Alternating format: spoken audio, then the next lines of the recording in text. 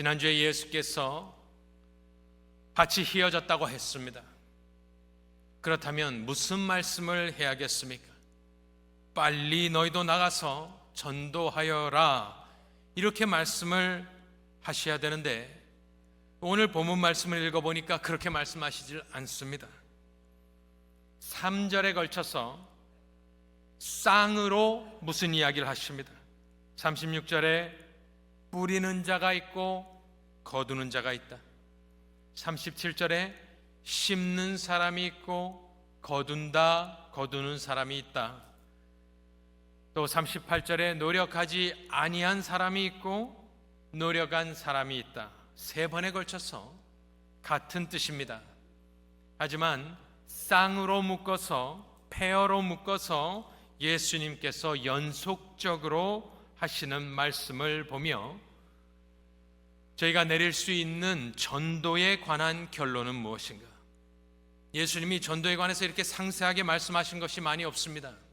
그리고 요한복음에선 처음으로 당신이 직접 전도가 무엇인지를 설명해 줄 때 그냥 나가라 이렇게 하시지 아니하시고 제자들의 생각을 바꿔주시는 것, 3번 연속해서 하시고자 하는 말씀은 무엇이냐? 바로 이 말씀입니다. 전도는 합작품이다 라는 말씀입니다. 거두는 사람과 뿌리는 사람의 합작품, 심는 사람과 거두는 사람, 노력하지 않은 사람과 이미 노력한 사람의 합작품이다 라는 말씀을 지금 예수께서 하고 계신 것입니다. 전도는 합작품이다 라면 저희가 몇 가지 결론을 좀 내릴 수 있겠습니다. 첫 번째로 전도에 실패란 없다라는 말씀입니다. 오늘 예수님의 말씀에 기초해 보면 지금 당장 결실이 없어도 예수님은 나가서 그냥 전도해라 이렇게 말씀하지 않았습니다. 3번에 걸쳐서 제자들을 향하여 너희들은 항상 뿌리든지 심든지 노력한 사람이다. 우리를 향하여서도 전도가 무엇이냐? 당장 우리가 쪽지를 나눠줬을 때 그것을 버려버리거나 뿌리치거나 할 때 우리도 마음의 상처를 받을 수 있지만 우리가 그때 기억해야 되는 것은 무엇이냐? 나는 오늘 실패한 것이 아니다. 나는 오늘 심었다. 나는 오늘 뿌렸다. 나는 오늘 노력하였다. 이것은 당장 눈앞에 보이진 않지만 하나님의 때에 하나님의 택한 사람이라면 다른 사람이 내가 뿌린 씨앗의 열매를 추수할 것이다. 우리는 믿음으로 기뻐하며 그것을 바라볼 수 있어야 합니다. 우리가 땅에 콩을 하나 심어놓고 왜 콩이 싹이 안 나느냐 소리를 지르고 악을 쓰고 할 수 없죠. 화를 낼 수 없는 것입니다. 오늘 예수님이 3번에 걸쳐서 말씀하셨습니다. 여기엔 뜻이 있는 것입니다. 그렇기 때문에 우리는 보통 나의 몫은 이것이고 나머지는 하나님이 하신다 이렇게 말하지만 좀 더 정확히 이야기하면 나는 항상 뿌리는 자요 심는 자요 노력한 사람이다 라는 것을 생각할 때 전도는 실패가 없음을 우리가 깨달아야 합니다. 그렇다면 실패가 없다면 또한 나는 무엇입니까? 추수하는 자요 거두는 자요 노력하지 않았지만 다른 사람이 노력한 것을 거두는 사람입니다. 그래서 내가 거둘 때에 나는 교만할 수 없는 것입니다. 다른 사람이 해놓은 것을 우리가 추수하기 때문입니다. 그래서 그 유명한 사도 바울도 고린도 전서 15장 10절에 무엇이라 했느냐? 그러나 내가 나 된 것은 하나님의 은혜로 된 것이니 내게 주신 그의 은혜가 헛되지 아니하여 내가 모든 사도보다 더 많이 수고하였으나, 그것이 사실이랍니다. 다른 모든 사도들과 비교해 봤을 때 사도 바울은 하나님 앞에 정직하게 떳떳하게 이야기할 수 있었습니다. 나는 다른 모든 사도보다 더 많이 수고하였다. 하지만 그 다음에 나오는 이야기는 무엇인가요? 내가 한 것이 아니요 오직 나와 함께 하신 하나님의 은혜로라 이야기를 하였습니다. 우리 신앙생활에 자랑할 것이 무엇이 있을까요? 저와 여러분이 왜 이 자리에 앉아 있게 되었습니까? 우리는 누군가 눈물로 뿌린 씨앗의 열매인 것입니다. 우리가 잘나서 이 자리에 앉아 있는 사람은 아무도 없습니다. 누군가는 뿌렸고 심었고 고생하였고 그 결과로 저와 여러분이 오늘 이 자리에 앉아 있게 된 것입니다. 전도 신학을 지금 계속 종합해 보면 예수님이 3번에 걸쳐 제자들에게 말씀하신 것, 전도는 합작품이다. 그러니 실패가 없다. 교만하지 말아라. 내가 준비해 놓았다. 하나님이 준비해 주셨다. 그러므로 쉬운 것이다. 전도는 쉬운 것이다. 5번째는 전도는 상급을 받는 것이라고 이야기를 합니다. 36절을 보면 거두는 자, 나가는 자입니다. 순종하는 자입니다. 추수하러 가는 사람입니다. 예수님께서 거두는 자가 빨리 가서 거둬라 이렇게만 이야기하지 않고 중간에 무슨 말씀을, 불변의 말씀을 적어 놓으셨느냐, 말씀하셨느냐. 거두는 자는 어떻게 된다 합니까? 이미 삭도 받고 영생에 이르는 열매. 이 말씀을 지워버릴 수 없습니다. 간과할 수 없고 뛰어넘을 수 없습니다. 빨리 가서 거두오느라 하지 않았습니다. 그 제자들에게 격려하시기 위해서 하신 말씀은 무엇이냐? 거두는 자가 이미 삭도 받고, 이것을 찾아보니, 원문적으로 찾아보니 예수님이 하는 말씀은 거두는 자는 삭을 받게 되어 있다라고 말씀을 하고 있는 것입니다. 이 삭은 무엇인가? 페이입니다. 페이를 받는 것입니다. 하지만 상급이란 의미도 됩니다. 그래서 예수님의 말씀에 의지하여 당나귀를 풀러가는 사람들처럼 나가는 사람들에게 하나님이 주신 약속은 무엇이냐? 너는 상급을 혹은 페이를 받게 된다. 이 상급이 무엇일까요? 이 페이가 무엇일까요? 대부분의 사람들은 이것을 영원한 하늘나라의 상급으로만 이야기를 합니다. 그것은 당연한 말입니다. 하지만 오늘 예수님이 하시고자 하는 말씀의 의도는 단지 죽어서 축복받는다, 죽어서 별과 같이 빛난다라는 말만 하는 것이 아니라 거두러 나가는 사람들은 하나님이 공급해 주시는 무엇을 받게 되어 있다라는 말씀을 하고 있는 것입니다. 이것을 영적인 것으로만 풀 것은 아닙니다. 마치 샬롬이, 그 평화가 모든 전인격적인 평화를 이야기하는 것처럼 오늘 말하고 있는 이 페이, 이 삭은 하나님이 주시는 복입니다. 포괄적인 의미에서 복. 그러니 그것을 생각했을 때 기도의 순서가 바뀌는 것을 우리가 깨달을 수 있습니다. 하나님, 내가 거두러 나가야 되니 건강 주옵소서. 하나님, 내가 거두고 전도함에 있어 물질도 필요하니 물질도 주옵소서. 이 약속을 믿고 나갈 때에 채워주시는 하나님을 경험하시는 복된 성도님들 되시기를 간절히 축원합니다. 저는 미국 교회에 오래 있어봤지 않습니까? 담임은 6년을 하였지만 그 교단에 15년 넘게 있었습니다. 미국 교회 좋습니다. 침착하고 성경적이고 좋습니다. 하지만 그들은 모든 것이 준비되어야만 나갑니다. 모든 버짓이 있어야만 일을 시작합니다. 그런데 한국 교회에 주신 은혜는 무엇입니까? 약속 믿고 그냥 가는 것이 하나님이 한국 민족에게 한국 교회에 주신 특별한 은혜입니다. 이것은 정말 설명할 수도 없고 다른 민족들 그렇게 하는 민족들 거의 없습니다. 오직 우리에게만 주신 특별한 은혜가 그것입니다. 준비되지 않았지만 믿음으로 일을 시작하고, 부른 사람 없지만 믿음으로 선교지로 가고.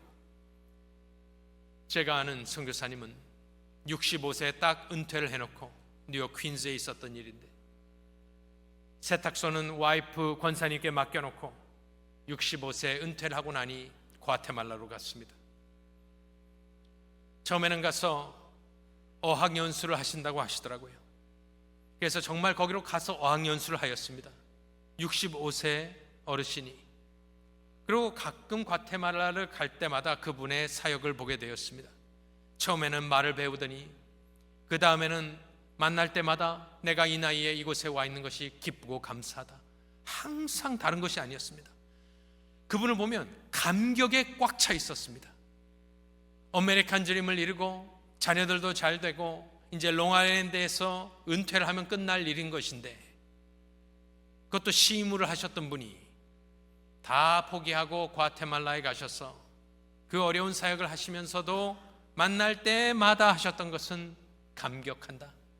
너무 들떠서 잠을 못 이룬다. 아무것도 없었습니다. 아무도 주목하지 않았습니다. 평신도가 그렇게 갔는데 누가 무엇을 돕겠습니까? 특기 없습니다. 그런데 그분이 그렇게 기도하시더니 혼자서 찾아다니기 시작을 하였습니다. 학교의 문이 열렸습니다.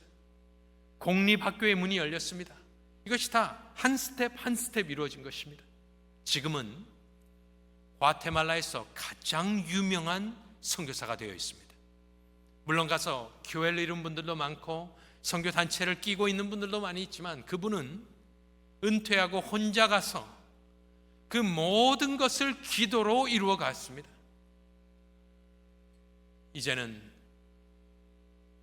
하나님이 어떻게 그런 일을 하셨는가? 거두는 자가 이미 삭도 받고 하나님께서 채워주시고 열어주시고 만나게 해주시더니 이제는 과테말라에서 가장 유력한 평신도 사역자가 되었습니다. 하나님의 일을 먼저 할 때에 하나님께서는 저와 여러분에게 그런 은혜도 주시기를 원하는 것입니다. 그 다음 말은 무엇입니까? 전도는 상급을 받는 것이고 또한 영광스러운 것이랍니다. 왜 영광스러운 것인가 보니까, 거두는 자가 이미 삭도 받고 영생에 이르는 열매를 모으나니. 이 말씀을 보며 전도가 무엇인지 다시 한번 우리가 깨닫게 됩니다. 전도는 개종이 아닙니다. 전도는 종교 생활로의 초대도 아닙니다. 교회란 어떤 기관으로의 초대도 아닙니다. 물론 교회로 초대하지만 엄격한 의미로 행복회의 초대도 아닙니다. 우리가 그 말을 많이 씁니다. 못 알아들으니까 행복으로의 초대라고 많이 명하지만 그것도 아닙니다. 전도는 영생에 이르는 열매를 모으는 것, 영원한 생명으로의 초대인 것입니다. 당연한 말이지만 예수님으로부터 다시 들을 때에 용기가 나는 것입니다. 전도가 무엇을 하는 것이냐? 그냥 내버려 두면 지옥으로 떨어져 버릴 수밖에 없는 사람들을 영생에 이르도록, 영생에 이르는 열매를 모으는 것, 이것이 얼마나 영광스러운 일입니까?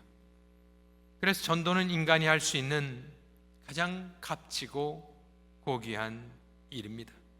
이것을 우리 마음속에 다시 새길 때에 우리가 전도도 선교도 목회도 봉사도 할 수 있는 것입니다. 왜냐하면 인간적인 눈으로 바라봤을 때 그것이 얼마나 어려운 것입니까? 얼마나 무시당하는 일입니까?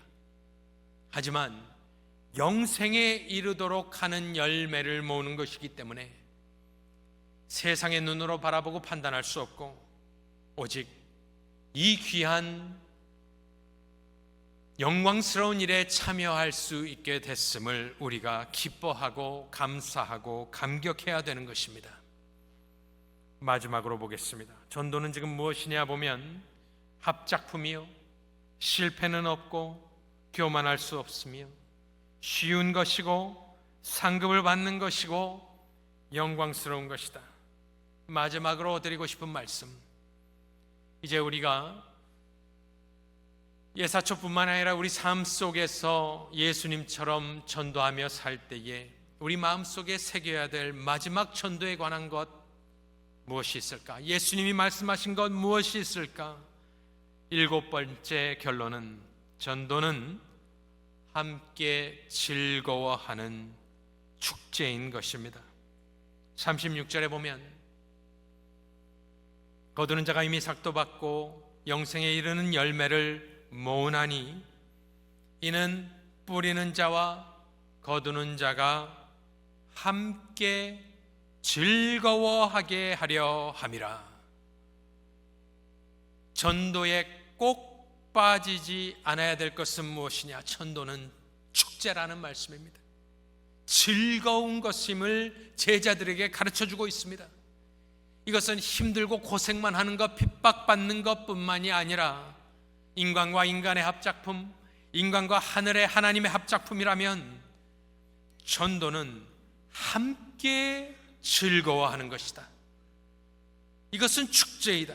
사람들끼리도 뿌린 자가 또 거두는 자가 영생에 참여하는 자가, 하지만 땅과 하늘도 함께 즐거워하는 것. 누가복음 15장에는 3번에 걸쳐서 전도에 관한 이야기가 나옵니다. 그런데 거기에 공통점이 있습니다. 첫 번째는 양 100마리가 있는데 하나가 잃어버렸습니다. 찾아다닙니다. 5절에 보니까 또 찾아낸 즉 어떻게 첫 번째 반응이 나옵니까? 즐거워. 찾은 사람이 즐거워서 어깨에 메고 돌아옵니다. 우리 삶의 신앙생활에 기쁨이 없다면 우리가 양을 찾아 나서서 그것을 찾는 기쁨을 만끽하지 못하기 때문일 수도 있습니다. 그런데 그 첫 번째 반응은 아이고 이 양이 나를 힘들게 했다, 매질을 하지 않습니다. 너는 어디 갔다 왔느냐 소리 지르지 않습니다. 찾아낸 즉 즐거워 어깨에 맨다. 집에 옵니다. 6절에 보면 집에 와서 뭐 합니까? 그 벗과 이웃을 불러 모으고 말하되 나와 함께 즐기자. 나의 잃은 양을 찾아내었노라 하리라. 이것을 여기 나오는 것을 다 돈으로 환산하면 안 됩니다. 실패합니다. 지금 찾아온 양보다 더 비싼 돈을 들여 큰 잔치를 이웃들과 벌이는 것, 인간적으로 맞지 않습니다.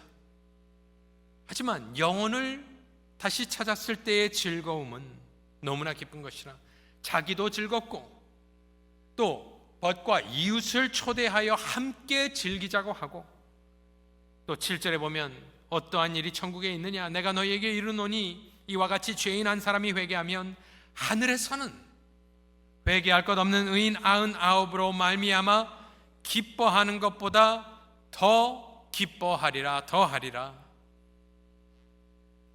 즐거움과 기쁨이 있다고 합니다.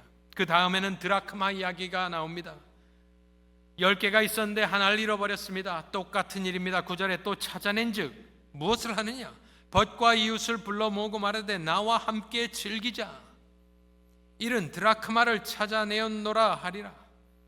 내가 너희에게 이르노니 이와 같이 죄인 한 사람이 회개하면 하나님의 사자들 앞에 기쁨이 되느니라. 똑같은 말입니다. 마지막으로 나오는 것이 무엇입니까? 탕자의 비유입니다. 다 똑같은 이야기고 똑같은 이야기의 반복입니다. 22절에 아버지는 종들에게 이르되 제일 좋은 옷을 내어다가 입히고 손에 가락지를 끼우고 발에 신을 신기라. 그리고 살찐 송아지를 끌어다가 잡으라. 우리가 먹고 즐기자. 이 내 아들은 죽었다가 다시 살아났으며 내가 잃었다가 다시 얻었노라 하니 끝이 결말이 어떻게 됩니까? 그들이 즐거워하더라. 전도는 기쁨의 축제인 것입니다. 우리는 때로는 뿌리는 자이고 때로는 거두는 자입니다. 하지만 결국 종래에는 우리가 함께 즐거워하며 영생을 선물로 주신 하나님을 세세토록 찬송하며 즐거워하는 것, 우리의 열매를 보며 즐거워하는 것, 그 기쁨과 감사와 감격이 넘쳐야 될 줄로 믿습니다. 전도에 관한 이야기는 아니지만 제가 지난 주간에, 이번 주간에 뉴욕에 있어서 말씀을 전했는데, 제가 오랜만에 갔더니 오랜만에 보는 많은 성도님들이 기뻐해 주시고 축하해 주시고 격려해 주셨습니다. 그런데도 눈에 띄었던 것은 그 많은 사람들 중에 한 4명이 저에게 나오면서 인사를 하는데, 약 20여 년 전에 헤어졌던 청년들이었습니다.